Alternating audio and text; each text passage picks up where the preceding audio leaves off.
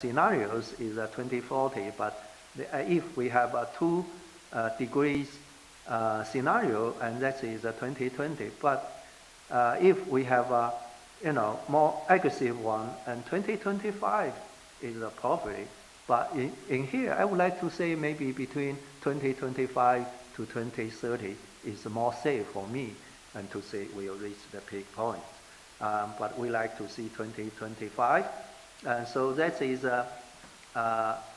give Chinese how can you establish strategies to reduce the CO2 emission. We think use the market mechanism. Maybe that is that works because for the Chinese government traditionally they like to use administrative forces and to force the business circle and ask the public to support their business policies. But however, for China now is established ETS in 5 cities and in 2 provinces. And so far, we cannot say is successful, but we can say probably for myself, I'm more conservative. I would say 50% is successful, even 50% failure. But I will say that is a more valuable experience we can learn. If we cannot learn from the failure, but in the future, maybe that is dangerous for national ETS levels. But if we can learn from our the failure, so the lessons we can get, that is much more helpful, is much more valuable. So now in China, because for the pollution, and they will expand these cities to the region. For instance, in the Beijing, Tianjin, and that is oops. So that is very close, and we argue is a city maybe the boundary is too small. So now they will expand to the Hebei, this area. So in this area, so we can see more. And if we can more get more lessons from regional, and so we like to see in the 2020 can establish the national ETS level. And for the Chinese government officials, they even say in the following 3 years they can establish the Chinese national ETS, but I will say probably not, because China is so big, our legal system, our data system, our MRV system or our system is not ready yet. That's slow, but not stop is better than too quick. So I think by 2020, if China can build up this kind of ETS in the national level, so I think that is in the world, that is the biggest market. And China now urbanization is go very fast. In 2030, and 70% of the people, of the population will live in the urban area. And so now challenge, for other developed countries, their challenge is one by one. In the one period, they cope with this challenge to find solution for that. And for instance, for the pollution in the 50s, 60s, 70s. And then they find other water solution, and now climate change. But in China, all these challenges is together. So we think is, for instance, for the developed countries, they only in the population get to the 70% in the city, they think about what is a low carbon green city. But in China, we say, how about our city? Population is go to 65 or 6%. Can we make this city become much more green and low carbon? So that is a challenge. We cannot wait until then. If there, in this case, if we cannot find solution for cities, also we have no way to get a solution for the national. And for the Chinese position in climate change negotiation, everybody is a very interested. I think is China. Now China, EU, and US, that is we call this is gold triangles. So now the question is, how about these 3 countries or unities or union, and they can make a contribution for the climate change negotiation. Now EU, the President Obama have a more aggressive, that plan for the power plant sector. And for EU, they traditionally, and that is like to play leadership in a negotiation. For China, usually, in the 1990s, they are very conservative. They say, this is not job, and we like to see what is the developed country demonstrate they play leadership, cut CO2 emissions. But now, suddenly, they become a #1 emitter in the world. They have to adjust themselves, what they can do about it. And so for Chinese government, actually, now is in the top concern. For the Mr. Xie Zhenhua, he is chair of the Chinese delegation. He said in the March next year, the Chinese leaders will say something about ambitious. That's quote his word. Ambitious power plant. So we open our eyes and see what is ambitious Chinese the plan for put on the table for the 2015 Paris negotiation. But I think is China now.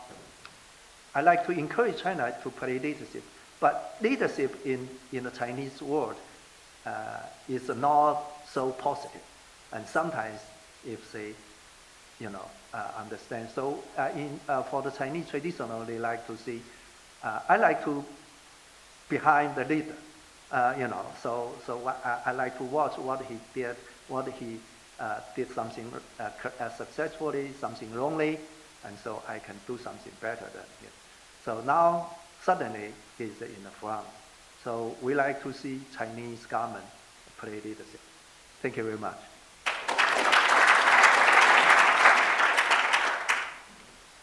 Yes, hello everybody. I'm very happy to be here at the ANU. Thank you very much, Frank, for the invitation. And it's really an honor for me to be on a panel with Dr. Yang and Dr. White, Dr. Bai, and Paul Toney from WWF. It's really a great group that Frank has pulled together. So in the time I have allotted today, I don't have a PowerPoint, so we can leave that one up there. But I really want to cover 4 things. The first is some of the progress that we've made domestically in the United States on combating climate change and addressing reducing carbon emissions. Second, how we see the upcoming international climate negotiations and the other sort of multilateral things that we do to address this issue. Third, I want to hit on our climate, specifically on our climate cooperation with China and the work that we're doing there, and Dr. Yang's already alluded to a lot of that. And fourth, really set to the opportunities we see where we can engage in the G20. But the basis for all of this really is President Obama's climate action plan, which probably many of you have seen, taken a look at. It was announced in June of last year when the president said, we really want to basically up our game to the next level on addressing carbon emissions in the United States, as well as working with international partners to address the issue globally. And in the president's words, he said that America stands at a critical juncture to help put us and the world on a sustainable long-term trajectory on climate.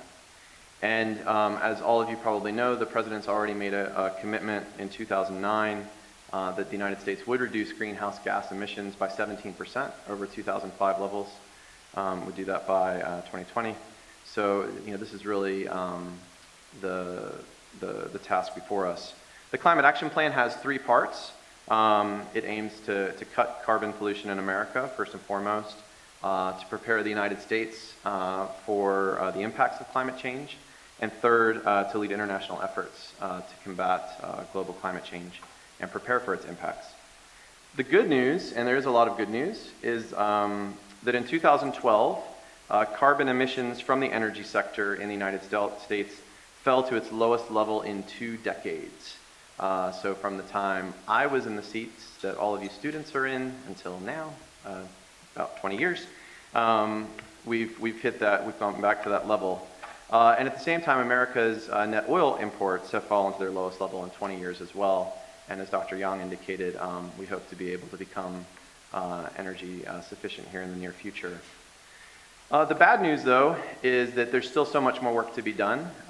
If you've seen the National Climate Assessment that came out in the United States just last month, indicated that climate change already is happening across the United States, and many Americans are feeling the effects in a variety of ways. On the domestic front, and in terms of what we've been able to do domestically in the United States, if I could just leave you with one key point today, it would be that there has not been simply one key silver bullet to addressing these issues and reducing carbon emissions. The Climate Action Plan, as well as the President's all of the above energy strategy, both attest that there are many, many ways the United States is working on reducing emissions in pursuit of a clean energy future. And our ambassador, John Barry, highlighted a lot of these when he was in Melbourne last month at the Australian Emission Reduction Summit that the Carbon Market Institute hosted in Melbourne. And we need to continue to work in these areas. If I could just highlight a few of them, the policy includes cutting carbon pollution for power plants. We've more than doubled electricity generation from renewables. We've increased government funding for clean energy innovation, which we see is very important. We've increased fuel economy standards because vehicles are such a large part of the problem in the United States. We've developed advanced transportation technologies, reduced energy bills through efficiency upgrades. Energy efficiency is obviously a very important part of all this. We've curbed the emissions of hydrofluorocarbons, reduced methane emissions, and worked on preserving forest resources. So it's a very multifaceted approach. It's not just focused on one specific area. And on the first point, cutting carbon pollution from power plants, as Frank mentioned, it's important to note that we've again made some progress here recently in prioritizing carbon pollution from power plants, which in the United States account for 40% of our emissions. And the EPA took that step a couple of weeks ago, announcing the Clean Power Plan, which would proposed a rule to limit carbon dioxide emissions from U.S. power plants, where we would work together with our states to reduce the emissions by a further 30% by 2030. In addition, as Dr. Yang was just talking about, the shale gas revolution in the United States has really changed things through the development of innovative technologies and sound policy support to produce more natural gas. And as we've increased production of natural gas, it's obviously a comparatively cleaner source of energy and has also contributed to reducing emissions.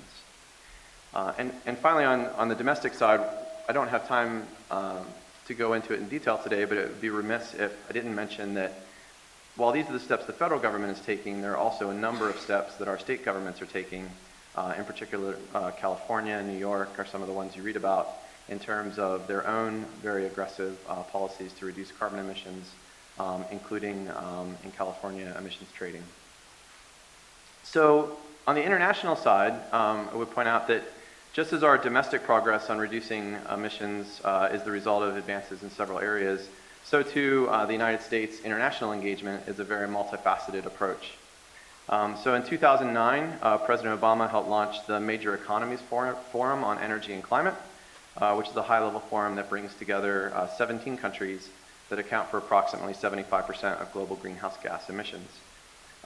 And the goal of that forum is really to support the international climate negotiations and to spur cooperative action to combat climate change. And one outcome of that, of the MEF, was the launch of the Clean Energy Ministerial as well. The United States also has supported emission reduction efforts through other multilateral mechanisms, such as the Climate and Clean Air Coalition to reduce short-lived climate pollution, as well as promoting clean energy solutions through regional efforts like the U.S. Asia-Pacific Comprehensive Energy Partnership. And of course, as Frank and Dr. Yang have just highlighted, the United States remains very committed to what's going on here to work through the UN Framework Convention on Climate Change to negotiate a new international climate agreement applicable to all countries in 2015 and to take effect in 2020. I think you said that the China word is ambitious. We have 3 words. The agreement should be ambitious, inclusive, and flexible. And we really want to work with all countries through this process to make that agreement a reality. And so I also want to highlight, again, because the topic of today, it's really critically important that the United States engage bilaterally with emerging economies, including China. And so I just want to talk a little bit about China for a second. I'm definitely very passionate about U.S.-China cooperation on all fronts. I spent 7 years in China, 4 years in Beijing, 3 years in Shanghai. Then when I was back in Washington, I was really focused on China for a couple of years on the staff of our Undersecretary of State. And it's really been, for myself personally, pretty amazing over the last 10 years to see how much we've opened dialogues with China on a whole range of areas, economic, environment, energy related. And to see how far we've come since 2004 really gives me a lot of optimism about the relationship in many ways. Dr. Young already did an excellent job of outlining the challenges China faces in its domestic energy situation, and as well as the changes that the Chinese leadership is making to try to address those challenges. And one of the things I learned during my time in China is that while it's always very easy sometimes to, as an outsider, criticize decisions that are being made by the Chinese government, it's far more difficult probably to actually be the person that's trying to make these changes and to be the leaders in charge of making those changes. So it would be tough to want to swap spots with Xi Jinping or Xi Jinping or anybody else that's really charged with making those decisions, because those are some tough decisions that need to be made. Certainly from the U.S. perspective, when we look and see that as the two largest emitters of greenhouse gases, the United States and China really do need to play key roles in any effort to combat global climate change. And President Obama, and as well as Secretary of State Kerry, since he came into office last year, have really worked very hard to elevate climate change in our relationship with China. During his first trip to China last year, Secretary Kerry announced the launch of the U.S.-China Climate Change Working Group, which then met during our strategic and economic dialogue in Washington last July, and which has continued over the course of the last year. We are now engaged in a constructive and high-level collaboration with China on climate change, including, as many of you know, a breakthrough agreement at the presidential level to phase down hydrofluorocarbons, as well as concrete initiatives in key sectors and a dialogue about our post-2020 plans to limit greenhouse gas emissions.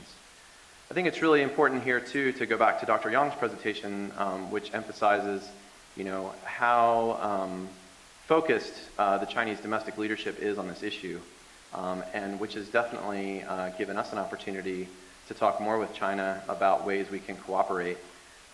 In the case of the air pollution indicator, the PM 2.5, an interesting footnote to that is it was really the U.S. Embassy putting an air quality monitor on the roof of its building several years ago when I was there that really started to get that conversation going, which I think is something that we're all very proud of in the State Department, and having played a role in that kind of engagement, which is, I would say, is a good example of 21st century diplomacy, thinking outside the box a little bit.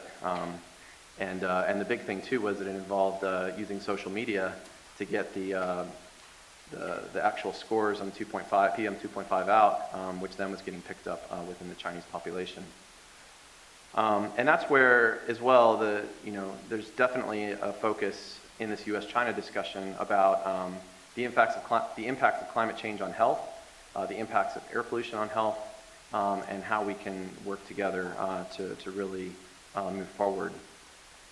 The U.S.-China Climate Change Working Group that I mentioned is aimed at encouraging large-scale cooperation to address climate change. There are 5 initial areas of cooperation under the working group to address some of the key drivers of greenhouse gas emissions and air pollution in our countries. Those include emissions reduction from heavy-duty and other vehicles, smart grids, carbon capture, utilization, and storage, collecting and managing greenhouse gas emissions data, and energy efficiency in buildings and industry, all of which we think are very important. So in short there, the United States and China together really are taking important steps to curb greenhouse gas emissions, and we welcome further cooperation to meet this challenge, as well as working within the UNFCCC process. Finally, with respect to the G20, as President Obama has emphasized, 2014 is a critical year for action on climate change, and leaders of the world's largest economies do have a responsibility to help galvanize action toward an ambitious agreement at the UNFCCC process that sets clear long-term plans to substantially reduce emissions. G20 leaders have said that the G20 will be the premier forum for international economic cooperation. We believe that if that commitment is to be credible, then they must take on the most important issues and seek common ground in international negotiations and drive concrete action at national levels. The dramatic increase in time and attention devoted to climate in the US-China relationship that I just outlined is further evidence of how important this issue is to two of the world's largest economies. And just like promoting trade or reducing tax evasion or strengthening financial regulation, addressing climate change is, we believe, a core international economic priority that we would expect G20 leaders to discuss. I know that President Obama and Prime Minister Abbott just last week discussed the importance of the G20's leadership across the board, including on climate, during their discussions in Washington. And we definitely want to continue to work with all G20 members on this issue. So with that, in the interest of time, I'll wrap up here, but I look forward to the panel discussion and your questions. Thank you.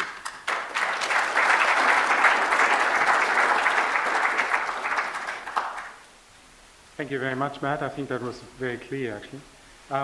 Matt Boss, the ambassador, gave a speech this morning across the lake at the Alliance 21 conference on the Australia-US relationship. That's a forum that's traditionally focused on security issues. Quite tellingly, the first, if I may call it, the first substantive session this morning was actually on energy, and in that session, climate change policy, low carbon policy kept coming up.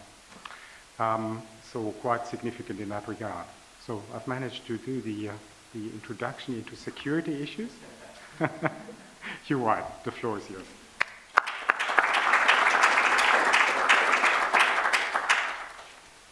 Well, thanks, Frank. It's a great pleasure to be here and to join this conversation. The premise behind our session today, I guess, is very obviously that as the US and China are the world's two biggest economies and all of that, what we can do as a global community about climate change is going to be fundamentally influenced by what those two countries can do separately and what they can agree to do together.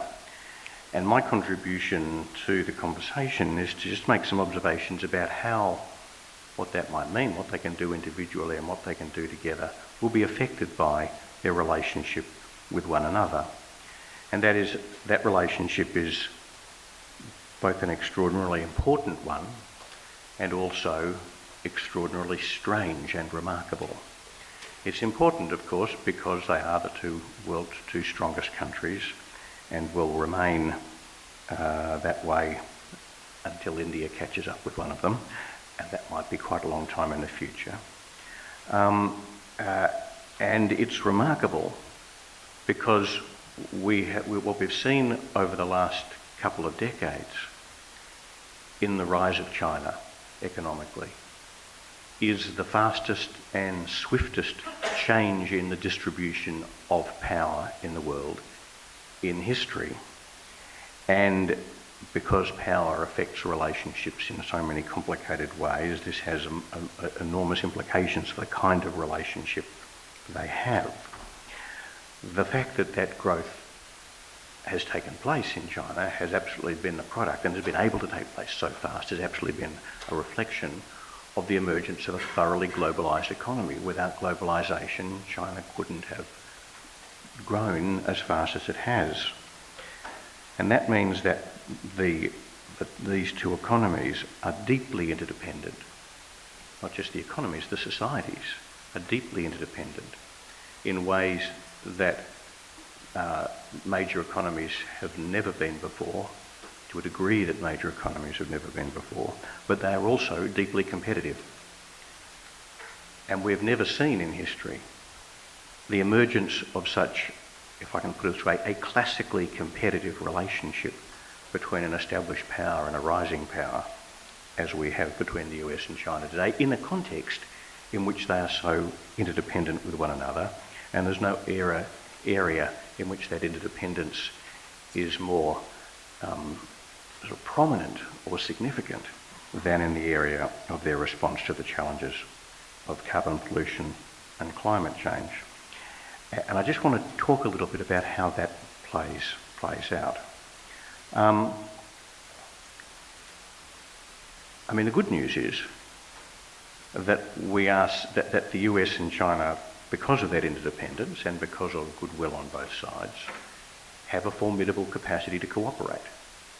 We wouldn't be living in the world we're living in today if that wasn't so. We wouldn't be living in the world we're living in today if the US and China hadn't reached an agreement about the nature of their relationship, actually back in 1972 when Nixon went to China, which provided the foundation for 30 years, and for 40 years, and particularly in the last 30 years, of very deep understanding between the US and China about some shared objectives and understandings and so on. And that has been extremely successful, and in all kinds of ways, as Matt said, there's a formidable array of ways in which the US and China do cooperate and work well together. And in a sense, you could say that cooperation has made the world we live in today. But there is also competition there, and partly because I'm in the strategic policy business and therefore a bit inclined to be gloomy, I want to talk about that competition and so just say a little bit about it, where I think it's going and how I think it might affect the capacity to cooperate across the board and on climate change issues specifically. The first point to make is that when people talk about the US and China as strategic competitors or rivals, they tend to focus on a series of specific issues. Some weeks it's climate change, it's cyber espionage. Some weeks it's crises in the South China Sea. Some weeks it's crises in the East China Sea. But they look at a series of specific points or problems or disagreements. I don't think that gets at the nature of the problem, because I don't think disagreements, real and important though they are, between the US and China on things like cyber espionage or maritime issues in the East or South China Sea, I don't think they are the causes of the sense of strategic rivalry. I think they're symptoms of it. I think the causes lie much deeper.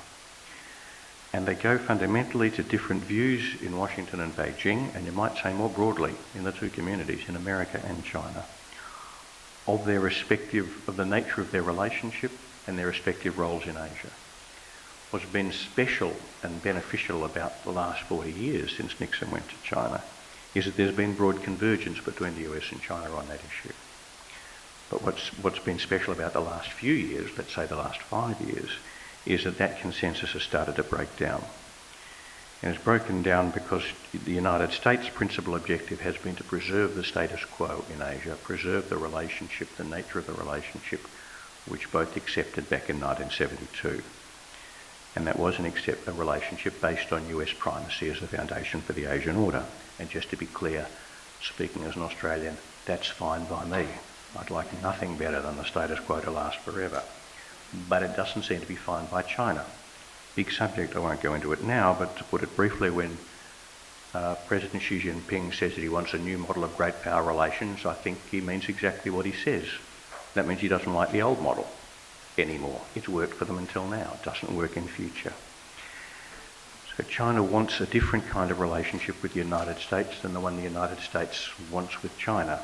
And not to put too fine a point on it, China wants to be treated at least as an equal in China's terms. What does that mean? Big subject for later. But to be treated as an equal in China's terms. And the United States wants to preserve what American political leaders continue to refer to as leadership with a capital L. I added the capital L, but you know what I mean. And the problem is that for both of them, very deep questions of identity and status are tied up with those ideas. And countries do terrible things to themselves and to one another in pursuit of questions of identity and status. Now that's not to say, of course, that either side wants rivalry or competition. They both want peace. They both want cooperation. They both understand how important it is to both of them that they preserve the pattern of cooperation which I referred to before. But they both believe, I fear, that they can achieve their objectives, in America's case preserving the status quo, in China's case reshaping the regional order quite fundamentally. They both believe they can achieve that without risking rivalry and confrontation because they both think the other side's going to give way.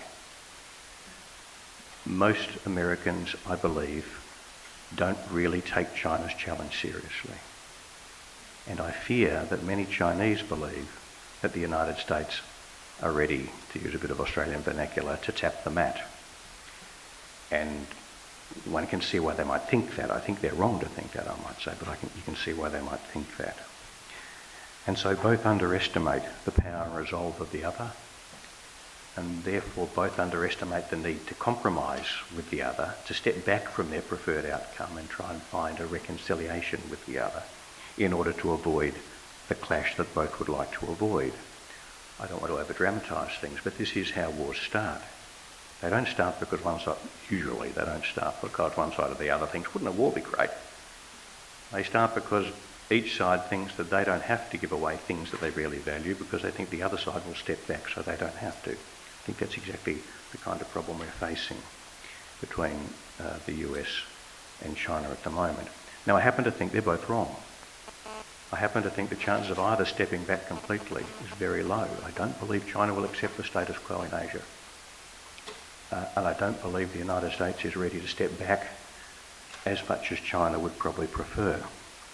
That's why the risk of rivalry is very real. It's not inevitable, of course.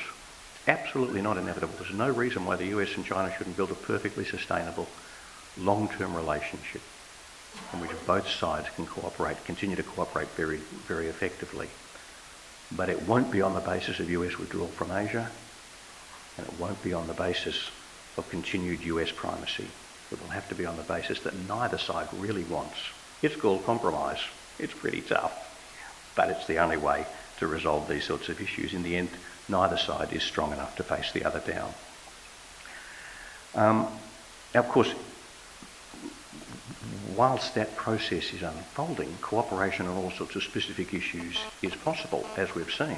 I think we've seen quite clear evidence of escalating strategic rivalry on the one hand and increased cooperation, particularly on issues of climate change just over the last 12 months or so in the way that Matt, for example, referred to. So it's, this is not all doom and gloom, but this context of strategic rivalry does affect the prospects for action on climate change, both individually and collectively. That is what each country will do about its energy position and what they will be able to do together. And I think we could say there are four ways in which this could happen. The first is that it will is the question about how they see their own economies and how willing they are, therefore, to take risks or to pay costs to move to a lower carbon economy under pressure from economic competition with the other. That is, political leaders have a lot of things in mind when they think about economic choices. They think about the well-being of their citizens and so on. But as strategic rivalry escalates between the US and China, if it escalates, then thinking about how their economy stacks up in relation to the other, in quite competitive zero-sum terms, I think is likely to be an increasingly large, or there's a risk that it'll be an increasingly large part of the picture. Now, how does that cut? If people see advantages in moving to a low carbon economy, that might be good news. They might compete benevolently with one another to try and do better. But if they see them as negatives, then that could be a disincentive. And I think there is a risk of that. I might say I think that might be a particular risk in the United States, because I think the United States is at some stage coming in for a shock. I might be wrong about this, but I don't think I've ever heard a US political leader say the following words out loud: before long, China's economy will be bigger than ours, and we will no longer be the biggest economy in the world. Now, some stage, some American political leader is going to have to start explaining that reality to the American public, and it might be a very scary moment, and it might produce some pretty wacky policies. The second is the question of energy security. This is a very big subject in itself. Normally people in my business go on about energy security a great deal. I'm not going to say very much about it, because I think for both US and China, energy security is not actually that big a deal. I think as long as they can avoid all-out conflict, the chances of either interfering with the energy flows of the other are very low. And there's quite a lot of history behind that. I won't go into it. But I will say that questions about energy security nonetheless get mixed up with other questions about the energy economy in very complex ways, particularly, again, in the US, but I think perhaps also in China to some extent. A lot of the conversations in the United States about issues that are most properly seen as related to climate change are mixed up with the US concern about energy dependence on energy imports. And this is a distraction. I don't think the US really has an energy security problem, at least not of that form. But if strategic rivalry with China escalates, concerns about energy security will come into the debate even more and perhaps distort judgments that might be better made in other ways. The third is the way in which the sense of competition could intrude into negotiations between the US and China about what they're prepared to agree to, particularly in Paris next year. To the extent that there's a sense of rivalry between them, makes compromise harder, and particularly harder to sell domestically. In order to get a deal, and I think this probably applies in both ways, it's a bit more opaque, at least to someone like me who doesn't profess to be an expert in Chinese internal politics, but on both sides, it'll be harder to sell significant compromises with the other side if they're seen to be compromises with a country with which they're strategic rivals. So, for example, if the United States has to accept to be more accommodating of China's argument that because America had 200 years head start with the Industrial Revolution, China should be given more space than America is, you can see how the argument about that in domestic politics in the United States, the administration's capacity to sell that to the Congress and more broadly, is going to be made harder the more China is seen as a rival. And the trend over the last year or so there has not been positive. If those trends continue, it's going to be harder and harder for American leaders to sell a compromise deal with China to their electorates, and quite possibly in a more complex but perhaps just as real way, conversely in China as well. And the last, of course, is the risk that rivalry turns into conflict. I don't want to overstress this. I certainly don't believe that that's in China is inevitable, but it is not a negligible risk. China and Japan are regularly risking a direct military confrontation in the East China Sea. The chances of one of those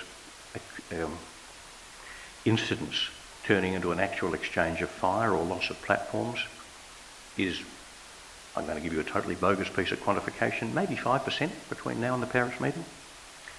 If that happens, then the chances of that escalating to a larger China-Japan conflict is very high.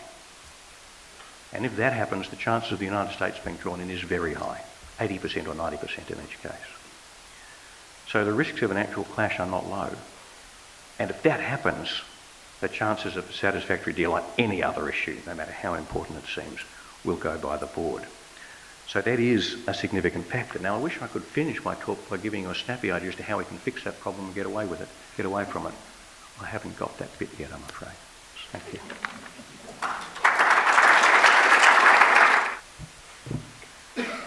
Thanks, Frank, for inviting me to this event. It's a great pleasure to be here.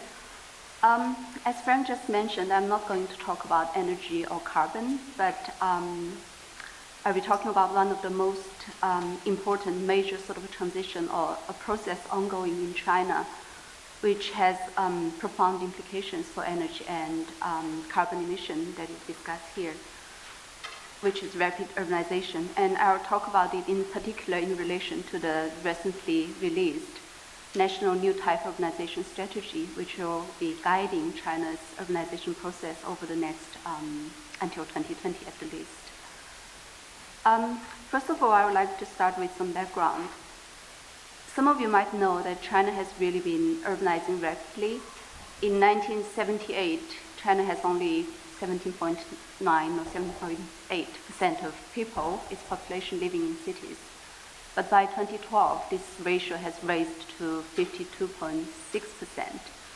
Well, those numbers are just very dry statistics, but if I say each 1% increase means 14 million population moving into cities, probably that can give you a better idea what is the, the magnitude and scale and speed. And it looks like this process is going to continue until 2020 at the least, because the new type urbanization strategy released by the Chinese government says that it is aiming to achieve a 60% of urbanization ratio by 2020, which means a 1 percentile increment each and every year until then. So again, each and every year we'll be having 40 million population moving into cities from the rural area. So in a recent paper, like Frank mentioned, we published a paper in Nature.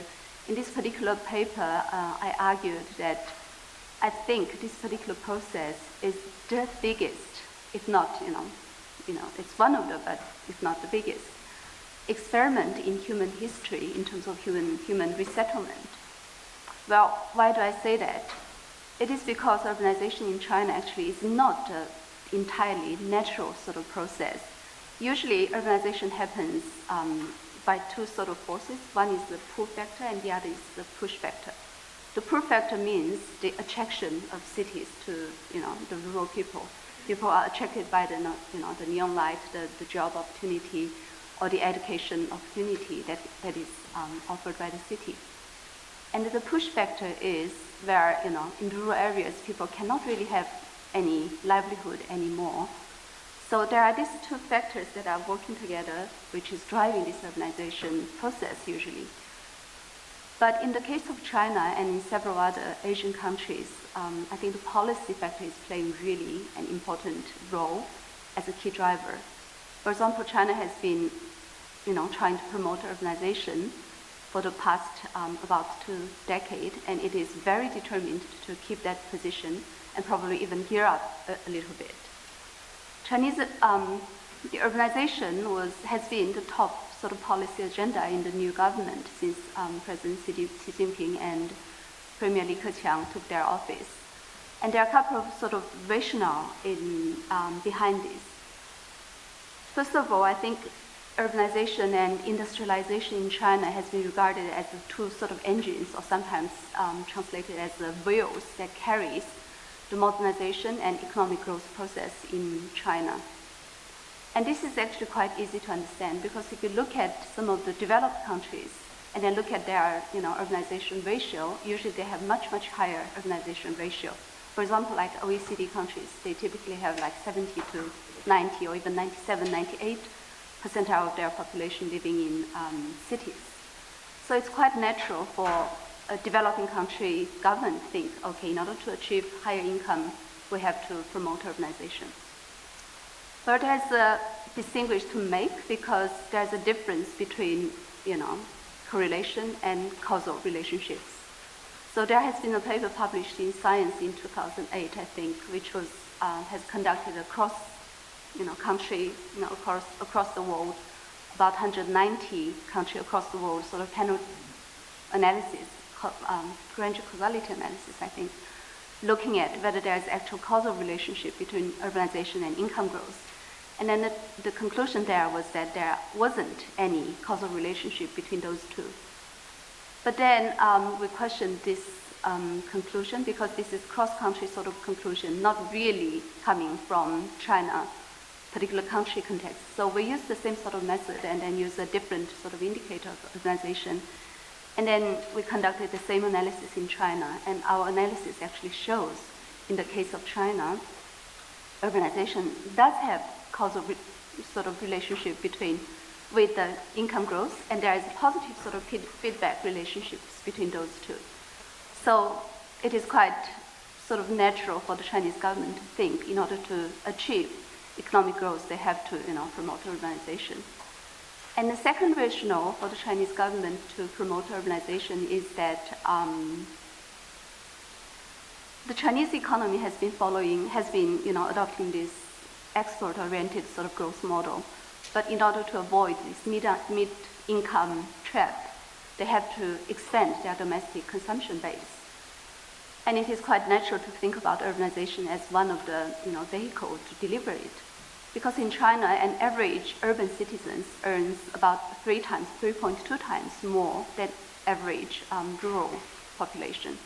So it is quite natural if you move lots of rural population to cities and then try to, assuming their income level catch up with the average citizens in the city, then that will be a huge consumption power that can be released.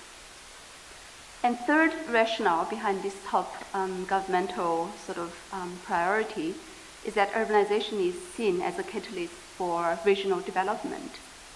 Because in China, each farmer has very much limited sort of agricultural land. They have less than 0.1 hectare each farmer, which is really small. It's almost like a little larger than average sort of our, residential lot in Canberra, for example. So there are very limited sort of capacity for the Chinese farmers to achieve economic growth simply based on their, agricultural production. So by moving some of the poor rural population to cities, it is assumed that it can free up some of the land that they hold and then, open the room for, scaled up modern sort of farming practices. So those are some of the rationale behind why the Chinese government is really keen to promote urbanization in China. And if you look at this rationale, you can see there's one core element in it, which is development. But of course, the Chinese government realized it, and then they stress again and again that they won't do it in a sustainable sort of manner. And of course, they just have to do it in a sustainable manner. For example, like I have a couple of statistics here. For example, like 80% of world heavy crane are concentrated in the coastal China. And about 40% of the world construction material are used in China. So it is very, quite natural for you to imagine, the Chinese supply of construction material alone cannot really catch up with its demand. So you just have to think about some of the possibility of doing it in a sustainable way. And the Chinese government do have some plan about that. For example, the 12th five-year plan says they will reduce about 30%, improve like 30% of land productivity to, preserve the land resource. And then they will reduce 16% of energy intensity of its economy, and then reduce 17% of carbon emission intensity over during the 12th five-year plan. Of course, there's a catch behind this, because if the income of the new resident that they do catch up with the the citizens, the average level in cities, then this sort of consumption power can really drive the economic growth. But on the other hand, they also have sustainability consequence. There was a study, I think published a couple of months ago, which says that if the Chinese citizens' consumption catch up with the level of USA, for example, then any sort of efficiency gain cannot really offset the growth in the absolute amount. I don't really want to leave you with the impression that urbanization is all bad in terms of sustainability or in terms of environmental, in terms of carbon emission, because urbanization is also an sort of enormous opportunity, because change is always considered as an opportunity. If you look at the crisis, the world crisis in China, which is saying the crisis and then the opportunity staying together. So rapid urbanization can be an enormous opportunity to introduce sustainable technology as well as sustainable practices at a sort of national scale. And the latest urbanization plan, for example, does highlight a couple of those opportunities. For example, it is aiming to drastically improve the share of green buildings in all new constructions in China from 2% in 2012 to 50% in 2020. So you can imagine this can be a drastic sort of improvement in terms of sustainability outcome.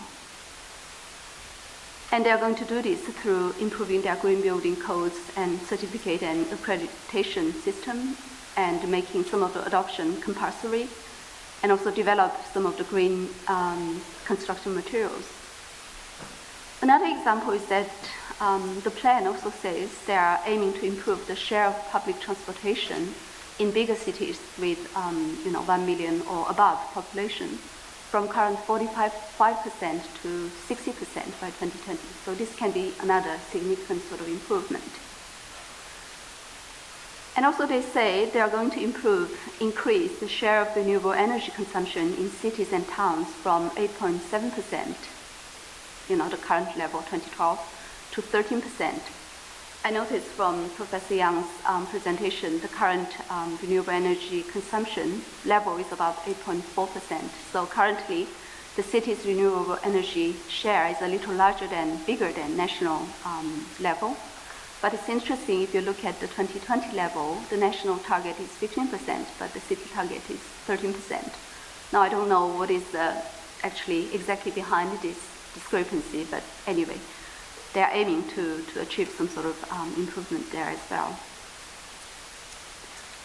And also, another target there is that the share of prefecture and above level cities that actually meet the national air quality standard will be improved from current 40% to 60%. And I think this has significant meaning for energy and carbon emission because usually any measures that really target at air quality improvement, they also have energy and carbon co-benefit. So I think it is really important to identify some of the innovative practices and try to build up transferable knowledge and facilitate cross-city learning. Because if you look at some of the front runners in China and in other countries, they can do some amazing sort of things. For example, like in Rizhao City in China, they have somehow succeeded in proliferating the solar water heater to 99% of their citizens through various sort of measures, stick and carrot combined, and awareness enhancing activities. So if they do want to do something, they actually can do something, especially at the city level. So I think this high-level policy intervention, like the China's strategic plan for urbanization, if they are done properly, they can be a really powerful force for good. But I think in order to succeed, the Chinese government really need to adopt a tailored and really adaptive sort of approach that can engage with the local society and local environmental, cultural sort of context, and also allow some of the local innovations to happen. Another thing I think I picked up from Matt's presentation talking about the US Embassy's initiative to publicize the PM 2.5 data in Beijing. I think this actually highlights the potential of some of the growing middle class in cities. They can really become a very powerful force that can push the Chinese government to take action to reduce the air quality, the air pollution, which will have co-benefit for the carbon and energy front. And I would like to conclude this talk by really highlighting that cities are really at the forefront of this energy and carbon sort of debate, which is very often under-recognized. There's a favorite quote I often quote, which is by several UNDP administrator and Bill Clark at Harvard, which says, "The battle for sustainability is lost or won in cities." So I think we really need to recognize the positive and potential positive role cities can play in terms of climate change discussion, and also better engage with cities in terms of how you can actually realize some of the goals that are set up by through some of the international negotiations, such as the IPCC process. That's all. Thank you. Thank you, Frank, and thank you everybody for coming, and it's certainly a privilege to be on a panel with such distinguished speakers.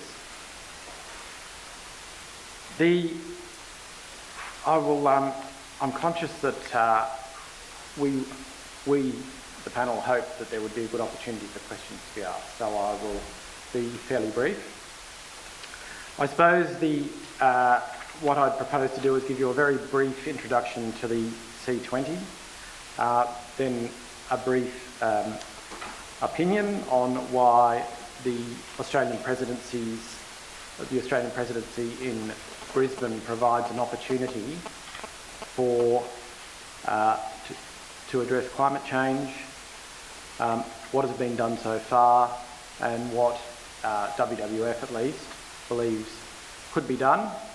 I'll give you 3 examples which are comparatively straightforward, not easy, but comparatively straightforward, and 3 more ambitious things that the government could aspire to. The C20 is a organisation that was set up to provide civil society, which is the term used commonly overseas for non-government organisations, input into the G20. There was and is a Business 20, which provides the perspective of the private enterprise.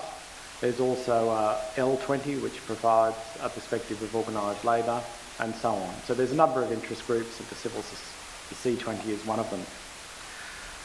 It was first established in Mexico. It received a lot of support from the Russian presidency last year, and we have received very good support from the Australian presidency this year. And we're preparing for the Turkish presidency next year now. The reason the G20 provides a significant opportunity, in our view, I should say, the views I'm expressing now are not yet the views of the adopted views of the C20. The C20 summit is to be held on Friday and Saturday this week, and it will only be after that a consolidated and adopted view will be able to be expressed. So in a sense, the views I'm expressing now are the views of WWF. The G20 is really the Pareto principle in operation. It's got 20 parties to it, 19 countries plus the EU. Those parties produce 80% of the world's emissions, and they're responsible for 85% of economic activity. So if there is to be a solution to climate change, and we sincerely hope there will be, the majority of countries in that room must support it.